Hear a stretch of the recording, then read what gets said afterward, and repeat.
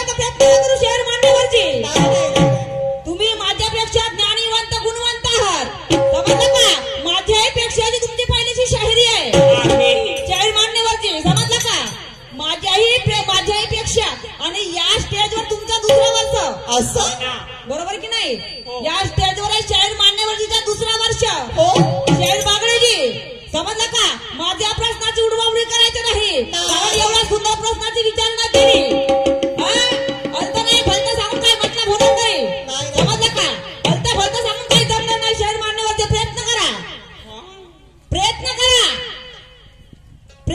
आणि मला पुढच्या राऊंड मध्ये सांगा समजलं का आणि मला म्हणायचं आहे आजच्या दुय्यमीला तुमची मला साथ आहे नवी नवी बात आहे तुमची मला साथ आहे आणि नवी नवी बात आहे हार जीत होईल तुमची किंवा माझी या स्टेजवर या गावामध्ये हार जीत होईल तुमची किंवा माझी पण यातच मला अभिमान आहे समजलं का तुमच्या नावाचा गावागावात झेंडा लावते हो तुमच्या नावाचा जिकडे तिकडे डंका वाजते शहर मान्यवरची मी माझ्या गणातच बोलून गेली कहा राजा भोजवर कहा गंगू देवी शहर मान्यवर समजला का तुम्ही राजा भोजात समजला का तुम्हाला ज्ञानाचा साठा तुमच्याकडे भरलेला आहे तुमच्याकडे ज्ञानाचा साठा असा भरपूर भरलेला आहे आणि मला अशी अपेक्षा होती की माझ्या प्रश्नाचं समाधान करून द्याल मला अशी अपेक्षा होती की माझ्या प्रश्नाचं समाधान करून द्याल आणि म्हणून मला म्हणायचं आहे मेरे सवाल का जवाब नहीं दिया तो मुझे कोई गम नहीं मेरे सवाल का जवाब नहीं दिया तो मुझे कोई गम नहीं ऐसा आम कहती हूँ शायर मान्यवर जी क्योंकि मेरे सवाल का जवाब नहीं समजलं का प्रश्नाच्या जवळपर्यंत पोहोचू शकत नाही शायर मान्यवर जी समजलं का प्रश्नाच्या जवळपर्यंत पोहोचू शकलेलं नाही आणि मग आणखी प्रयत्न करा विचार करा या माझ्या प्रश्नाचा विचार करा आणि मला सांगा पुढच्या राऊंड मध्ये समजलं का आणि म्हणून मला म्हणायचं आहे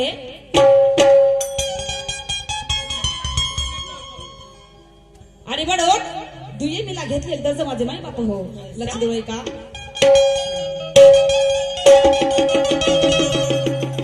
हो माहे बापा उना भीमाचा उपकार लई हारा हो माय बापा उना भीमाचा उपकार लई हारा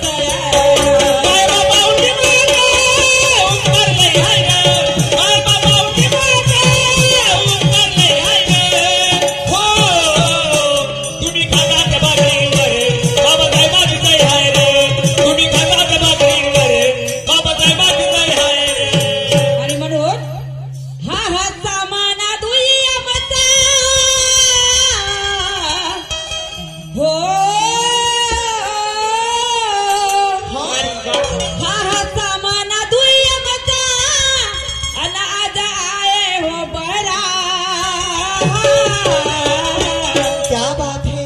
अनुभवाची शायर अनुभवाची शायर तुम्ही शायरी करा होय अनुभवाची शायर तुम्ही शायरी करा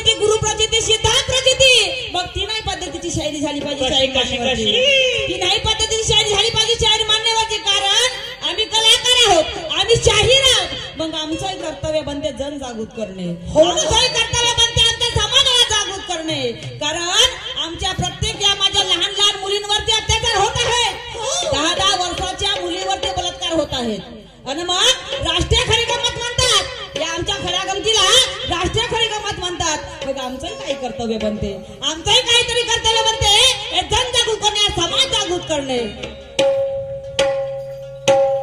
आणि म्हणून मला म्हणायचं आहे गाण्याला गाणं तुटलं पाहिजे अशी तोडीला तोड पाहिजे गाण्याला गाणं तुटलं पाहिजे अशी तोडीला तोड पाहिजे अरे प्रत्येक शब्दाच्या त्या शब्दाला आधार पाहिजे प्रत्येक शब्दाचा त्या शब्दाला असा आधार पाहिजे आधार जरी नाही भेटला शाहीर मान्यवरजी त्या प्रत्येक शब्दाला आधार जरी नाही भेटला शाहीर मान्यवरजी तर प्रत्येक व्यक्तीच्या मनामध्ये अशी भावना निर्माण झाली पाहिजे कशी या शब्दाच्या तोडीला तोड जरी मिळाली तर या प्रत्येक माणसाला हे राष्ट्रीय खरी गंमत काय आहे त्या प्रत्येक बाई माणसाला समजायला पाहिजे असं काय म्हणायचं आहे